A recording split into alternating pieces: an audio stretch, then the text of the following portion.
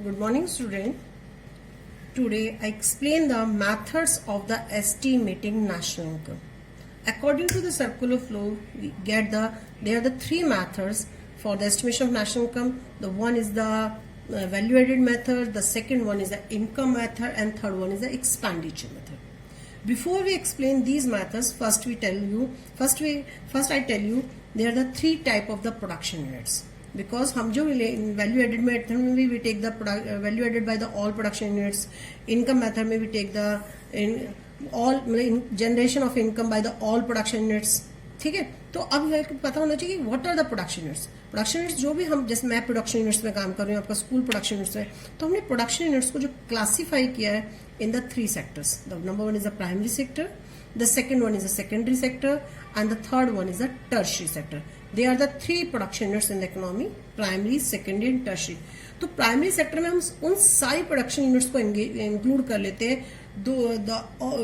Which producing goods by the exploiting the natural resources.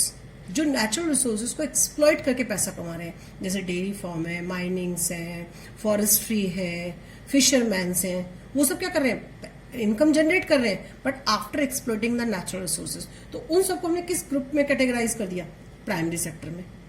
ठीक है, अब डेयरी मिल्क सेल कर रही है वो आएंगे प्राइमरी सेक्टर में. लेकिन मिल्क से स्वीट बनाना, जो वुड कटिंग का काम करके पैसा कमा रहे हैं, ठीक है, वो वुड से फर्नीचर बनाना, वो किस में आएंगे, सेकेंडरी सेक्टर में आ जाएंगे. इट मीन सेकेंडरी सेक्टर में सब कौन आ जाएंगे, तो जो ट्रांसफॉर्म कर रहे हैं one good to into the another by the manual labor or by the machine labor. So all production units engage in transforming one good into the another goods. तो उनको हमने किस में कैटेगराइज कर लिया, सेकेंडरी सेक्टर में. It means कहने का मतलब कि इस सेक्टर में जो प्रोडक्शन यूनिट्स है, they transfer the good into the another goods या convert the raw material into the finished goods. तो वो सारी प्रोडक्शन यूनिट्स हमारी सेकेंडरी सेक्टर में आ जाएंगे. The third one is the tertiary sector. Tertiary sector में all production units who produce services, जैसे doctor, lawyer, teacher, maid servant, chef etcetera and etcetera. तो जो सर्विसेज को प्रोड्यूस करके पैसा कमा रहे हैं, उनको हमने डाल दिया टर्शियरी सेक्टर में. तो फर्स्ट हमें क्लियर होना चाहिए कि what is the primary sector, what is the secondary sector, tertiary sector.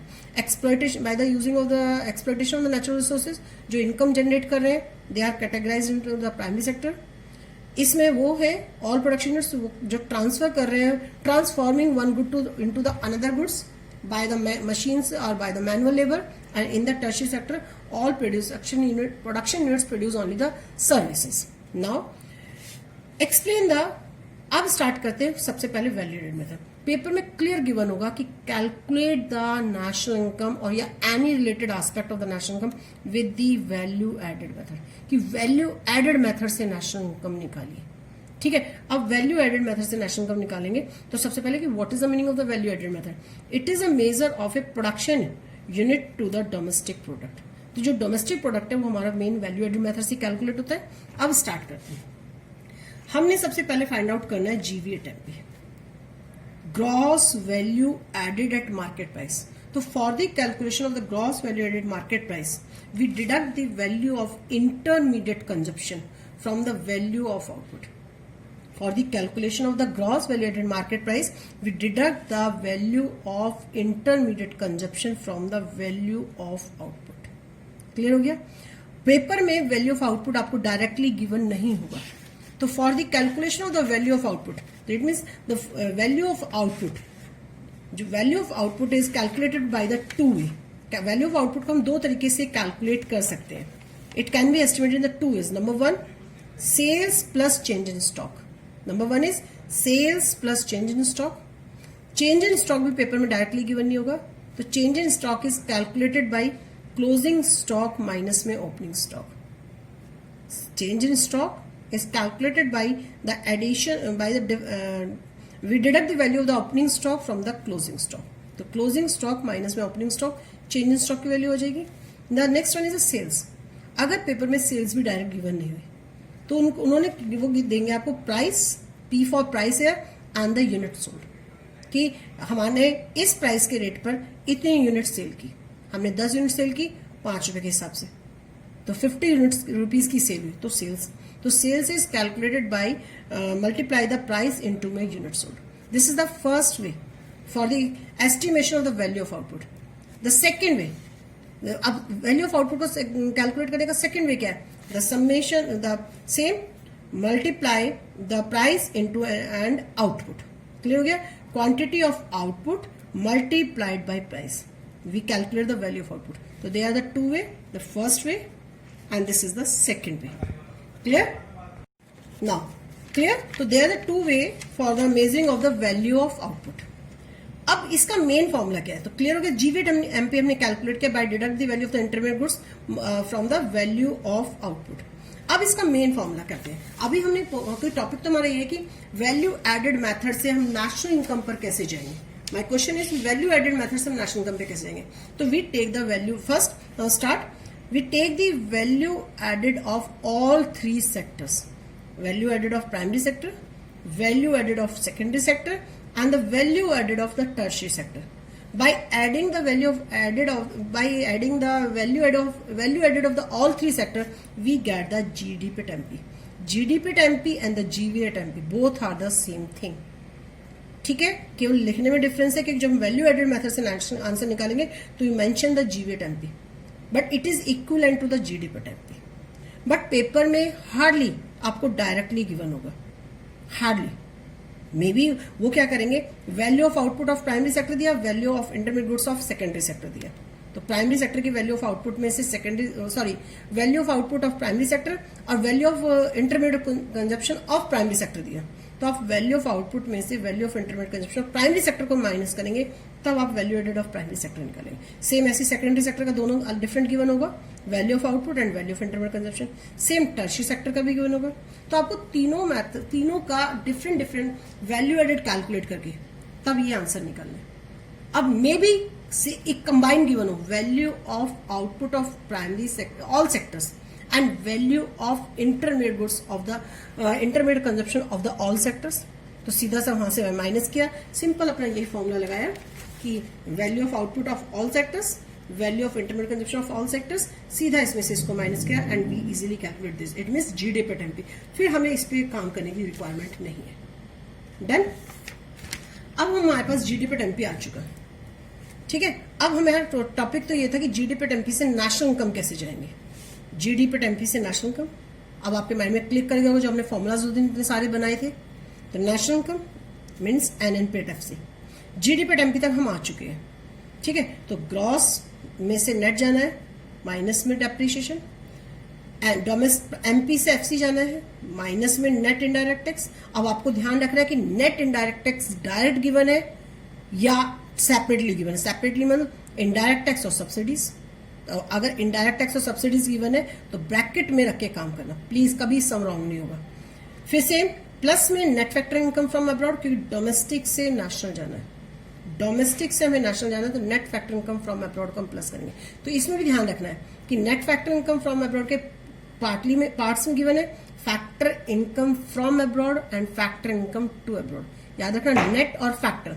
तो factor income from abroad minus में factor income to abroad bracket में पुट करेंगे, then we calculate this. Now इसमें फिर वो ध्यान रखना कि सेपरेटली गिवन है या कंबाइन डायरेक्टली गिवन है. सेपरेटली में factor income from abroad, minus में फैक्टर इनकम टू होगा, वैल्यूज पुट करेंगे. अगर एक गिवन है तो बहुत ध्यान रखना कि आगे कौन सा साइन जाएगा, कि जब ब्रैकेट से बाहर निकालेंगे तो वो आपको ध्यान रखना पड़ेगा.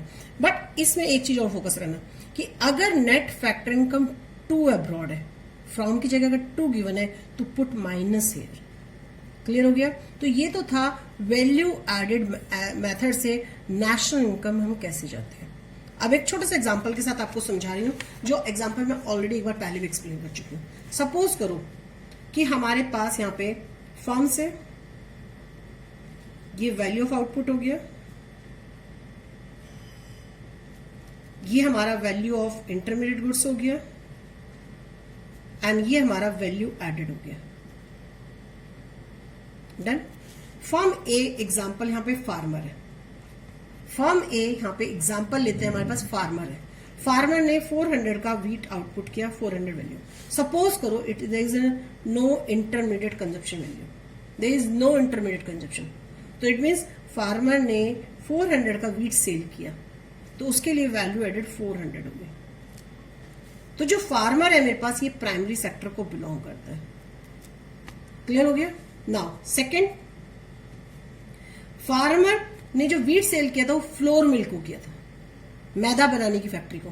तो for the flour mill wheat is a intermediate goods, तो इंटरमीडिएट गुड्स की वैल्यू कितनी होगी? 400।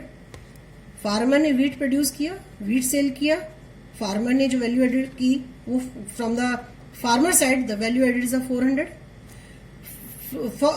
Flour mill purchase the wheat from the farmer, तो for the flour mill wheat is intermediate goods.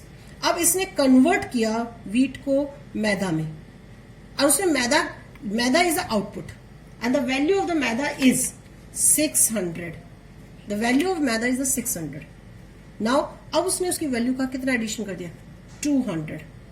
Clear? तो value added by the secondary sector there is only the 200। ये हमारा किस category में belong हो जाएगा? सेकेंडरी सेक्टर के अंदर। Now the third one, now from the flour mill bakery purchase the maida, तो for the bakery the maida is the intermediate goods and bakery वालों ने अब इस मैदा को कन्वर्ट कर दिया बिस्किट्स में, तो biscuit the output and the bakery वालों ने डिसाइड किया the value of the biscuits is the 800। It means उन्होंने उस मैदा की वैल्यू कितनी और बढ़ा दी? 200। पर बेकरी वाले भी किस कैटेगरी को बिलोंग कर रहे हैं? Secondary sector. तो प्राइमरी सेक्टर की value addition output minus intermediate goods, secondary sector की, सेकेंडरी सेक्टर में कोई भी हो सकता है, चाहे मेरा ये फ्लोर मिल था, चाहे मेरी बेकरी वाले थे, 400। अब इनसे शॉपकीपर ने ब्रेड परचेज की। नाउ द बेकरी से कौन परचेज करके गया? शॉपकीपर्स। अब शॉपकीपर ने परचेज की bread for the resale purpose, तो हमने पढ़ा था any good is purchase for the resale, तो that good is also treated as intermediate goods. तो शॉपकीपर ने ब्रेड परचेज की 800 की एंड उसने जो ब्रेड सेल की वो 900 में सेल की। ठीक है? तो अब उस शॉपकीपर ने purchase the bread for the resale, तो उसने जो रीसेल की उसने कितनी वैल्यू एडिशन की? 100। उसने अपनी सर्विसेज प्रोवाइड की। क्लियर हो गया? तो value added by the tertiary sector, it is the tertiary sector. Now अब value added of the all sectors we get the GDP at MP, that is the 900. This is the value added of the all sectors. Now we get the GDP at MP. अब इसके आगे national income पे कैसे जाएंगे ये already मैं आपको explain कर चुकी हूँ। अब इसके बाद एक नया क्वेश्चन आता है कि बहुत छोटी सी चीज आपको कैलकुलेट करनी है in the calculating the value की एक सेल्स वर्ड आएगा, बहुत ध्यान से देखना। In the calculating the value added it is even possible to make mistake in identify the sales. Sales मतलब यहां पे ध्यान से देखना कि सम में प्रॉब्लम आएगी। यहां पे जो हम सेल्स ले रहे हैं, sales means both with in the economic territory, with in the economic territory and outside it. जब क्लियर वर्ड गिवन है कि सेल्स, तो अंडरस्टूड है कि वो इकोनॉमिक टेरिटरी के अंदर जो सेल हुई है वो भी, और जो इकोनॉमिक टेरिटरी से हमने बाहर सेल किया है वो भी ऑलरेडी इसके अंदर इंक्लूड है। तो export, it means export is a part of sales. It means export already sales में इंक्लूड है। तो it is not need to calculate the separately कि हमें अगर एक्सपोर्ट गिवन है तो क्या वो सेल्स में ऐड होगा? नहीं, वो अंडरस्टूड है कि सेल्स में एक्सपोर्टेड है, ऐड है। लेकिन अगर सेल्स विद इन द, अगर डोमेस्टिक सेल्स गिवन है तो you must add the export in the to the domestic sales to find out the sales. ध्यान से सुनना, sales is equal to domestic sales plus export. ये आपको mind में set करना है। मेरा पॉइंट बस इतना समझाना है, अगर डायरेक्टली सेल्स गिवन है और साथ में सम में आपके पास एक्सपोर्ट गिवन है, नेवर टेक द सेपरेटली कि एक्सपोर्ट भी लेंगे और सेल्स भी लेंगे। तो अंडरस्टूड है कि एक्सपोर्ट ऑलरेडी इसके अंदर इंक्लूड है। लेकिन अगर ये गिवन नहीं है, डोमेस्टिक सेल्स गिवन है और एक्सपोर्ट गिवन है, तो you must add the both. तो before calculating the national with the help of the value added method, सबसे पहले ये भी आपको फोकस करना है। मैंने बताया वैल्यू ऑफ आउटपुट में sales plus change in stock, तो सेल्स का एक फॉर्मूला था, यही था हमारे पास, प्राइस इंटू में unit sold. But second way ये भी ध्यान में रखना है कि एक्सपोर्ट्स के साथ सेम इसी में दूसरा पॉइंट है इसका इंपोर्ट्स का। Imports are treated just as a imports are treated as intermediate cost.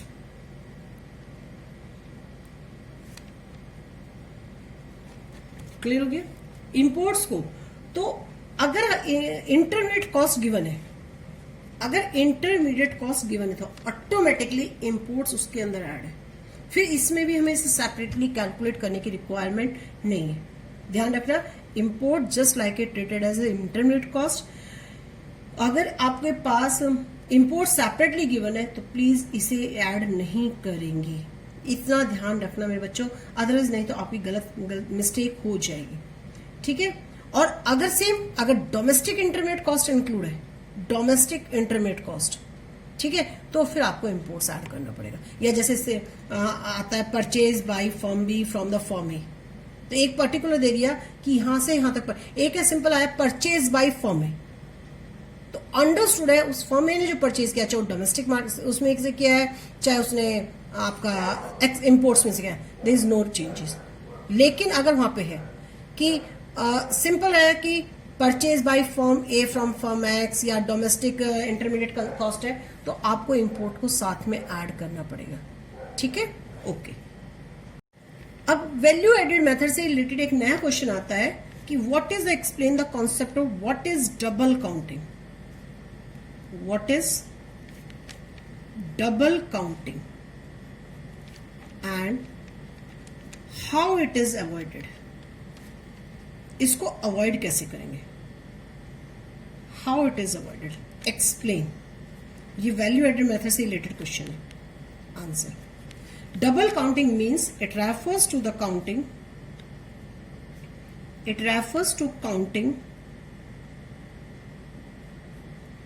of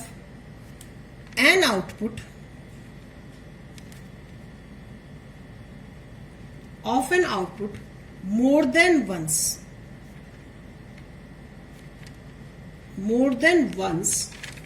while passing through various stages of production. ध्यान से देखना, it is also the one important question. It refers to the counting of an output more than once while passing through the various stages of production. जब किसी एक good की value को more than once count कर लेते हैं, if you count the value of any good more than once in the different production stages, that means double counting की problem create होगी। अब मैम समझ नहीं आ रहा, सपोज करो मैंने कहा इसको प्लस कर लेते हैं 400, 600, 800 and 900, the sum total is this is the 2700. इस 2700 में the value of the wheat comes the 4 times, that means यहाँ पे प्रॉब्लम आ रही है डबल काउंटिंग में, क्योंकि हमने 400 की वैल्यूज को 4 टाइम काउंट किया, हेयर ऑल्सो, क्योंकि इस 600 में the value of intermediate goods plus में जो भी उसने वैल्यू एडिशन किया वो भी ऐड हो गया, सेम फिर वहां पे ऐड हो गया। तो यहां पे जो प्रॉब्लम है, यहां पे एक डबल काउंटिंग की प्रॉब्लम क्रिएट हुई। तो when the value of one good is counting more than once in the different production stages, it means it create the problem of double counting. Actual में मेरी country का production नहीं था, मेरी country में actual में जो वैल्यू एडिशन हो वो तो केवल ये था मेरे पास एक्चुअल प्रोडक्शन। ये 2700 मेरी कंट्री का आउटपुट नहीं है, हमें कंट्री का एक्चुअल आउटपुट लेना है, एक्चुअल में वैल्यू एडिशन लेना है। तो for the calculation of this हमें अब एक्चुअल आउटपुट कैसे निकाले, तो we deduct the value of the intermediate goods, from the value of output. हम हर उसमें से वैल्यू निकालेंगे, तो ये हो गया मेरा 1800। तो ये complete value of output of all sectors, complete value of intermediate goods of the all sector, इसमें से इसको माइनस किया तो we calculate the value added of the all sectors. अब क्वेश्चन था हाउ इट इज अवॉइडेड, इसको कैसे avoid करें। तो कुछ नहीं करना, either you take the value of final output, see here, either you take the value of the final output और you take the value added method. तो for the avoid of the double counting, कि double counting को avoid करने के लिए there are the two methods, either to you take the value of final output और you take the value of value added of the value added method. But it is difficult to calculate, कि पता नहीं चलता कि अगले किसके लिए वो फाइनल पूछता है, हो सकता है अगले पर्सन ने किसी लिए, तो बेटर है कि हम हमेशा वैल्यू एडेड मेथड यूज करें. तो सीधा सा है meaning,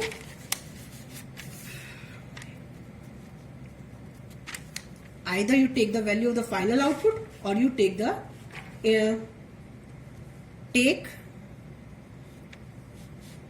the value of final products only,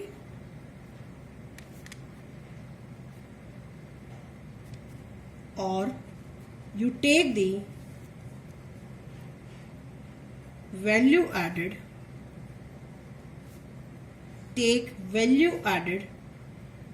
of all sectors. Done? Clear हो गया?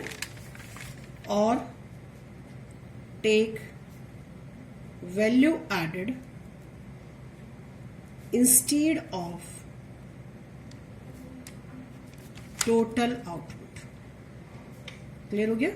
ये आपका इस एग्जाम्पल से बिल्कुल क्लियर है कि either you take the value of final output or you take the value added, the answer will be same. अब ये हमारे प्रोडक्शन प्रोसेस थे, first stage production, second stage, third stage, fourth stage. तो at the last जो fourth stage थी, तो वहां पे फाइनल आउटपुट क्या था, ब्रेड जो शॉपकीपर ने सेल की. तो what is the value of this, 900. On the other side हम देखें the value added of the all sectors, तो भी 900. तो आइदर यू टेक दिस और यू टेक दिस, तो you easily avoid the double counting. ये थ्योरेटिकल क्वेश्चन है जो मोस्टली पेपर में आ जाता है. ठीक है, इसी के बिहार पर हम न्यूमेरिकल्स प्रैक्टिस करेंगे जो ऑलरेडी मैंने आपको पढ़ाए हुए हैं. ठीक है, थैंक यू.